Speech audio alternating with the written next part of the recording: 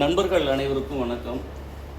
வெறி பிடித்த நாய் கடித்து இறந்து போன அத்தனை உயிர்களையும் நினைத்து நம்ம எல்லாருமே இப்போ வருத்தப்பட வேண்டிய நிலையில் இருக்கிறோம். அப்போ நம்ம எல்லாரும் என்ன செய்யணும்னா, இது போன்ற சம்பவங்கள் இனி நடக்காதவாறு பார்த்து கொள்ள வேண்டும்.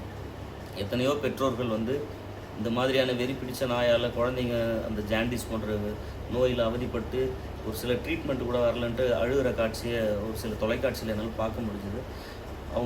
அவங்களுக்கு என்னுடைய வருத்தத்தை தெரிவிச்சுக்கிறேன். ஏன் நம்ம எல்லாரும் நம்ம வருத்தத்தை தெரிவிச்சுக்கலாம். இதுக்கு நம்ம எல்லோரும் சேர்ந்து முடிவு எடுக்கணுங்க.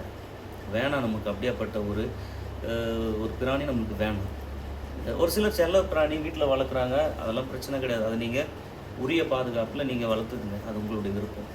சங்க காலத்தில் வேட்டை தொழிலுக்கு பயன்பட்ட நாய், தற்போது காவலர்கள் கையில் தேடுதல் வேட்டைக்கு பயன்படக்கூடிய நாய், அதெல்லாம் எங்களுக்கு பிரச்சனை கிடையாது. தெருவில் குழந்தைங்க, பெரியவங்க, முடியாதவங்க, நோய்வாய்ப்பட்டவங்களை துரத்தும் போது அவங்க எப்படி ஓடுவாங்க? இப்படியாப்பட்ட ஒரு நாய் நமக்கு தேவையா? நீங்கள் யோசிச்சு பாருங்கள். ஒரு நல்ல முடிவு நம்ம எல்லாரும் சேர்ந்து எடுக்க வேண்டிய ஒரு நிலையில் இருக்கணும். எந்த அரசாங்கத்தையும் குறை சொல்வது நம்ம நோக்கம் கிடையாது.